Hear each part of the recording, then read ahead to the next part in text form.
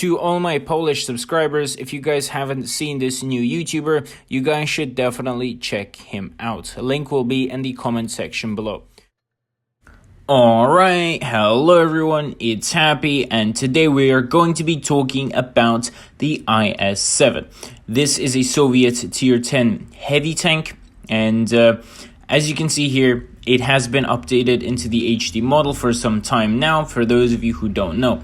We're going to be breaking down the equipment, and it's very standard, so if you do want to, try and use my equipment, you can pause the video and take a look at it. The ammunition, the provisions and equipment, everything else is pretty much very standard. Now the IS-7, as you all know, did get buffed into the HD model, and when I mean buffed in, I mean it did get a pretty good buff towards the armor profile because of it, and therefore it has become very strong. Nothing apart from the armor has really changed, but the armor changed massively.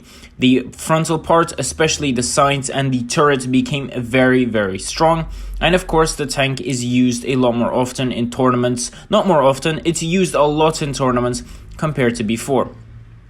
Obviously, we're going to be having two live battles, and this is the first one. We're going to pretty much try and shoot down anyone who is trying to take C at the moment.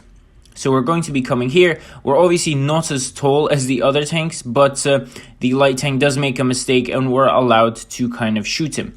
The mouse doesn't pen us, as you can see. This tank has gotten an insane amount of armor, and penetrating the IS-7 from the side is very hard.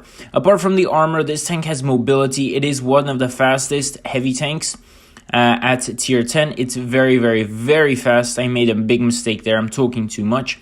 But still, the gun has also a 460 alpha, and therefore overall in combination it's fast, very mobile, has very good alpha, and it has a very good armor. So that's a very good combination overall. As you can see, the E100 doesn't even really understand how to penetrate us there, because we're probably very red.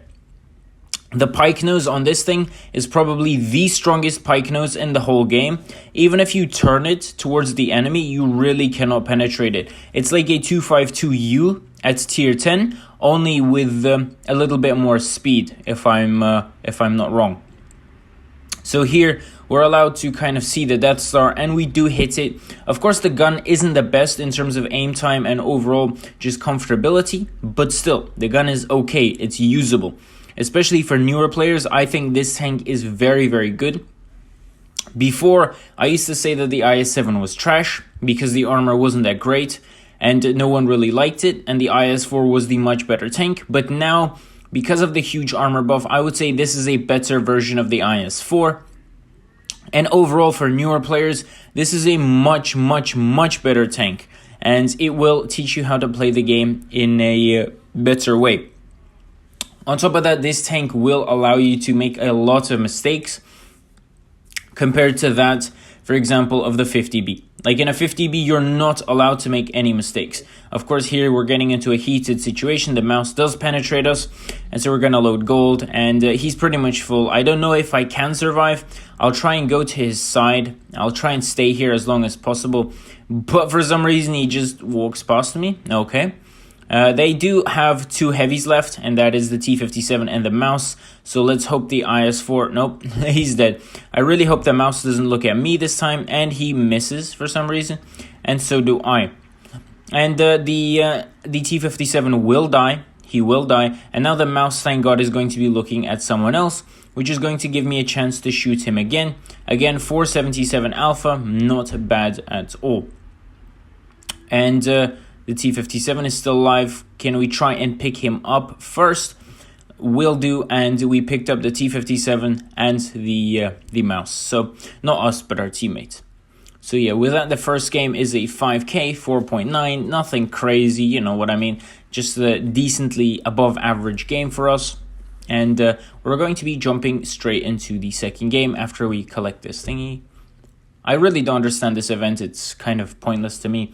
You probably need to spend a lot of money to actually get the tier 7 crappy waffle, whatever it's called. And I'm not a big fan of tier 7, and I really wouldn't play that, because there are smashers and annihilators that are going to smack you into the side for 1,000.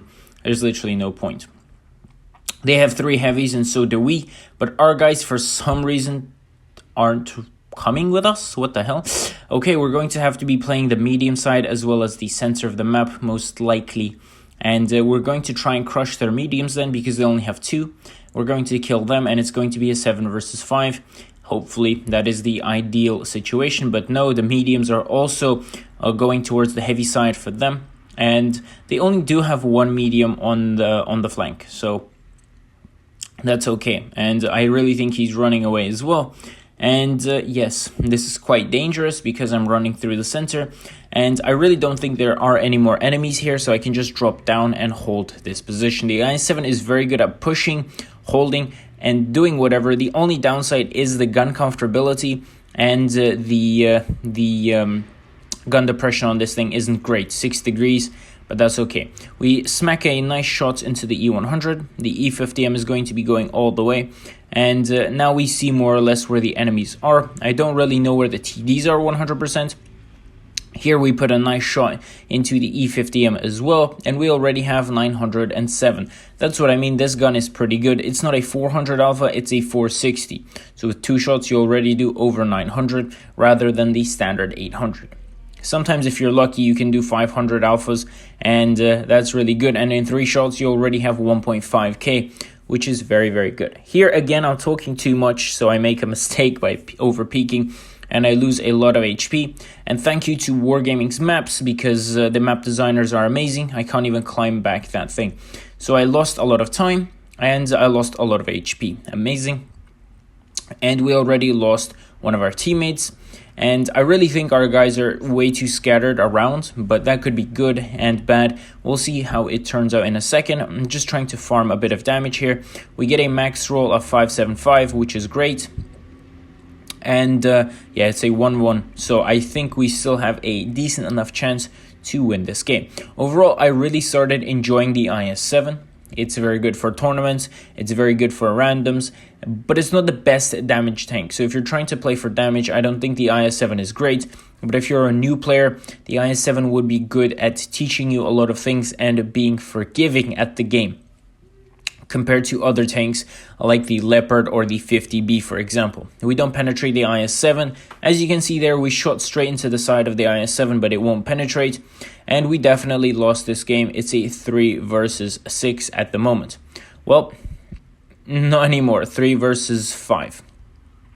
But still, our chances are quite slim, even though they do have a few one-shot tanks.